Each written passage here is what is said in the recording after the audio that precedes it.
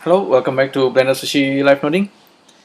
I'm gonna do like a quick video. This one, basically, it's based on the question: what if you want to roll an object through a floor? I figured this out that if you are using the bounding box of an object and keeping the objects on the floor, you can actually kind of rotate the objects, and then the bounding box is always keeping the objects on top of the floor, regardless what kind of rotation you add to it. So this animation is currently it's all fully procedural. The objects. This guy is the reference objects. It's moving in X direction, and while it's also doing rotations, if you can see, I can change the axis and whatever. It's doing this weird kind of roll, but you can see the final object here. It's always on top of the floor. Yeah, so how do we do that? Let's say if we want to change the objects into a monkey. So we get the monkey head, and let's grab the monkey head instead of the cube. Get selection. Now our objects move. This is because of the setup we have right here. It's a good idea. I think I'll just get rid of this object right at the moment and then look at the ghost object. Now we have this ghosted object. If I actually run the animations and then, okay, we don't need to see this guy. Run the animations and then try to show you with the Suzanne head. Supposedly this guy is rotating. Currently it seems to be not working. Let me see what's wrong with this. So get selection, Suzanne head. This one's correct. This one plug in. We have this guy controlling the level, scale, rotations. Maybe it's because of this. Let me cut that. Run sphere chalk. Okay, now it's working.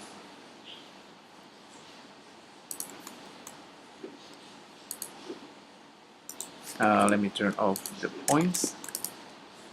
Turn off the line there. Okay, this is the original Suzanne head. Okay, and this is the ghosted objects from sphere chalk. And because of the bounding box setup, if you want to replicate the bounding box setup, you just go to BLENDERSUSHI blog, and then there is this setup called placing objects on the ground. And this is the setup I'm using. It's basically, if you have an object, it will place the objects on the ground. There's another example where you're stacking these objects like this. That's for another video, I guess. But if you replicate this setup, this one, it will give you a result like this. It's as if no matter, okay, let me run the playback.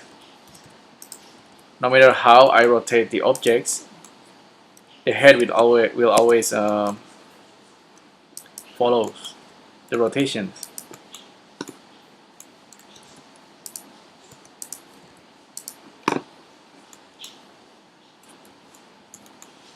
But I need to run the playback. At the moment, it seems to be stuttering a little bit, probably because of this guy. This is the object ID MK2. Probably it's a good idea if I start to do the final thing. So this is our Suzanne head. This is the another Suzanne head. Actually, we want to work on the original Suzanne head, so it doesn't matter. I'll get this guy. So this is the ghosted viewer, like a viewer object. I'm gonna just make it wireframe.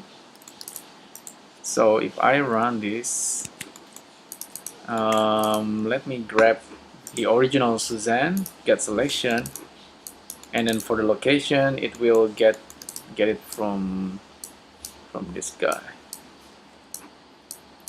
So now it's we are getting somewhere. So Alt A, and now if I am rotating my objects,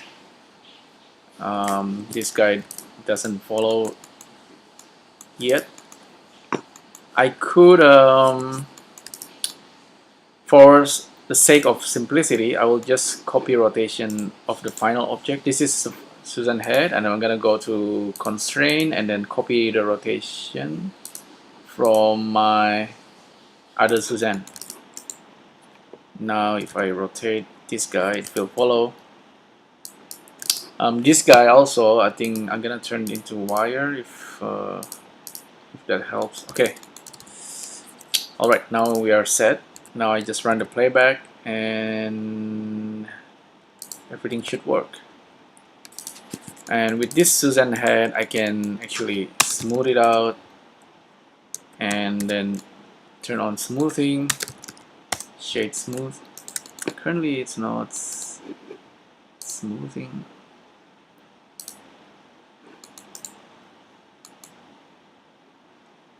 Probably because of the matte cap.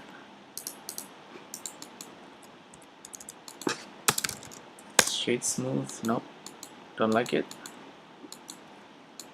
Well, never mind. Just gonna keep it like that. Run the playback and turn on the matte cap. And now we can see it follows the rotations, and no matter how the head is rotated, it will always maintain itself on top of the floor. Again, this is because of the bounding box. The bounding box keeps changing, and the bounding box knows its position in the, it knows its center position, and I kind of bring it up. It's a, I guess that's a kind of interesting little trick that I found by accident. This guy should be at 0, 0, 0 perhaps. Well, actually the position is following this guy, so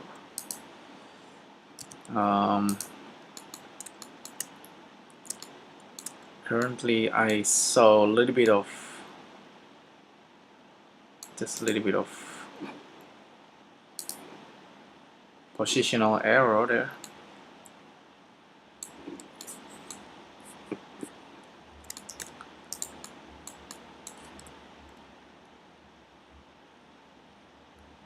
It's kind of almost correct. The ghosted object should be the final position. Let's see, maybe there is some kind of discrepancy here. Well, really, we don't need to use this object ID setup. I don't think. We can just use a matrix object mk2 viewer bmesh mk2, and then plug in the matrix there, and then the vertices into this guy, and then yeah, I think that should be good. Perhaps just plug in the polygon into this guy as well, so we have that object. The rotation should come from this guy, but the position can match. The position of this guy should match this other guy. Let me check. So for the final Suzanne, I'm gonna constrain it into the position of our Dimesh MK2 viewer. So now they're matching. Guess this is okay. This is alpha 0, and this guy is alpha 0. Maybe a local space, world space.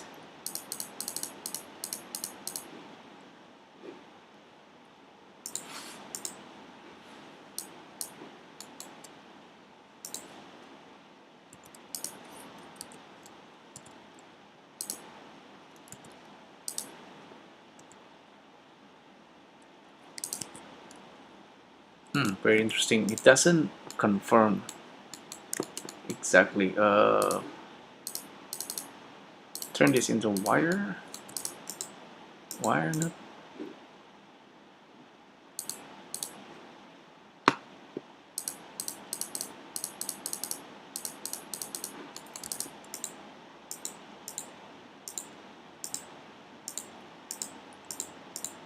Maybe I should just use a direct assignment, maybe driver. Okay, let's see this guy.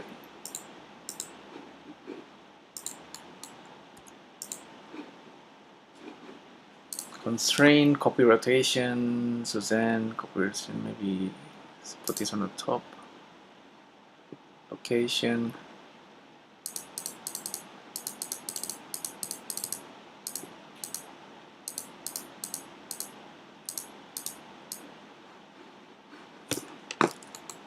Okay, that's the original position. Maybe there's a slight offset there.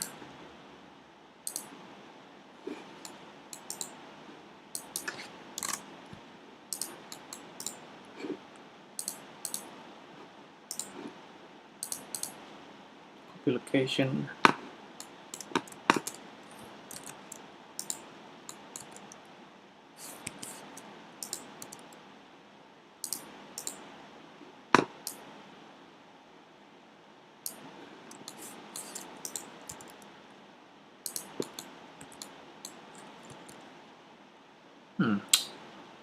Very interesting. There's a slight delay somehow between this guy and the other guy. Well, in that case, don't use constraint and maybe just use let's use animation nodes. Try this out. Object transform input and object transform output. The input is the ghost object from Spreadshop, and the output should be this guy. Location, rotation, and scale. We don't need to scale, just the rotation and position.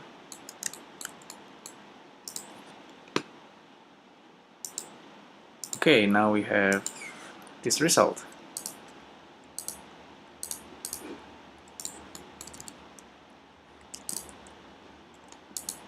Let me turn off always and turn on this tree and run the playback, and let's check it out. So this guy,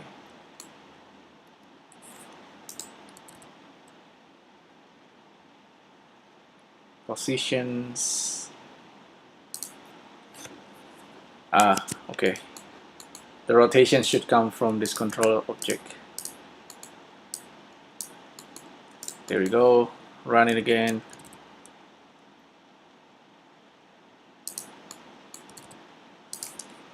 Yeah, apparently there's a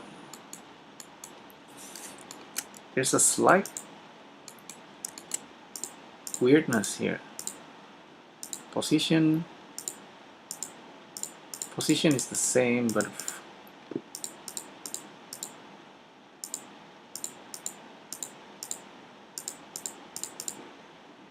I wonder if the position I just used this guy.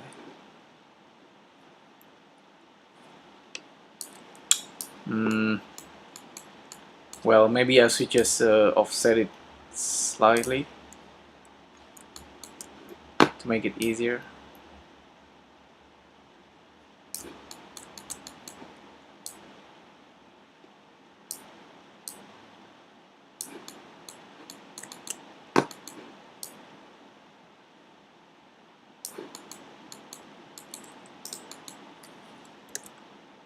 Alt A, no.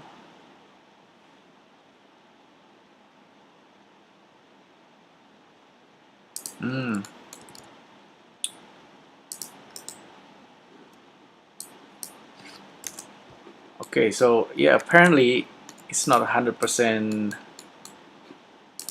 perfect solutions. However, it's pretty close. Maybe I did something wrong. Maybe I should just blend shape this guy to that guy anyway.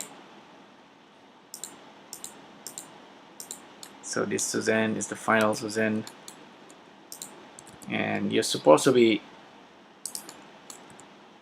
exactly in the spot of the ghosted object anyway. I think it's pretty good.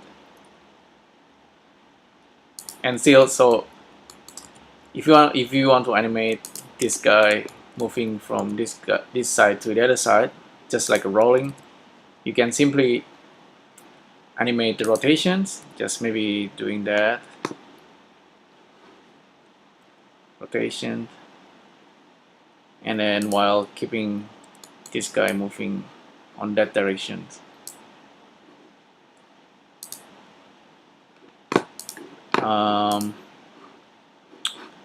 Back to previous, file save as.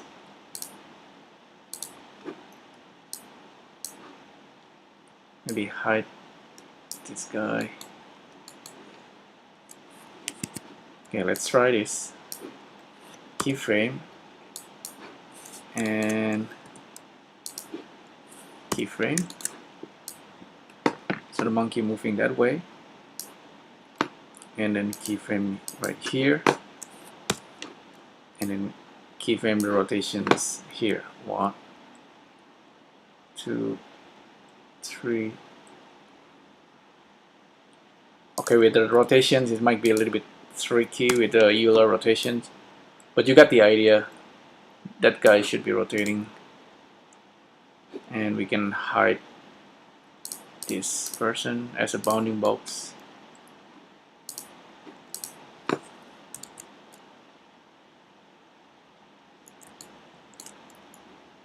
Yeah, rotation is a little bit funky, but anyhow, these guys should always be on top of the ground. It should be like rolling and sliding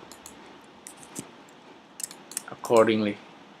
So maybe just rotate it randomly. Keyframe, go to animation and check the Euler rotation.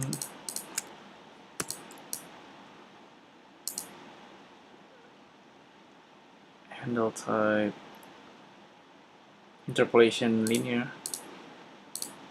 Back to this view, save. Yeah, so that should be the final result. I guess that should be alright for the rolling animations. Yes, there is a slight offset somehow from when we transferring from this guy to the final objects. I think I might actually made a mistake. It's just a slight mistake in the notes here. Node editor, straight chalk. I'm gonna give you this gist. I'm gonna give you this for you to check this guy and see why we are getting this weird offset.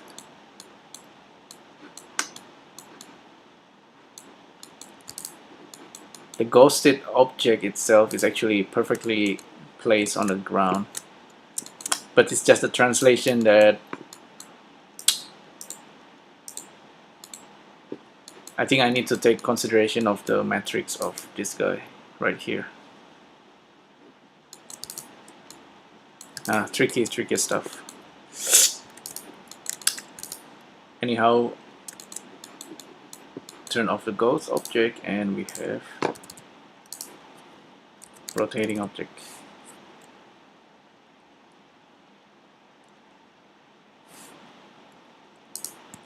Okay, cool. Yeah, so that's a quick trick if you want to do like a rolling animations for any kind of objects. Doesn't need to be Susan head. Any kind of objects will actually roll accordingly. Whether it's like a tall objects. If you ever saw a game like Katamari Damacy is one of the unique game from Japan. It's a game about this character that's doing the rolling stuff, and sometimes the character is pushing an object, and in Katamari's, if you have like a pencil here, the objects will still roll properly. I think they're using the same idea here with the bounding box. Yeah, so hopefully that's useful for your animations. Maybe someday you need to do lots of rolling animations. You can use this idea. Alright, thank you. If you have any question, feedbacks, let me know. I'll see you in the next video.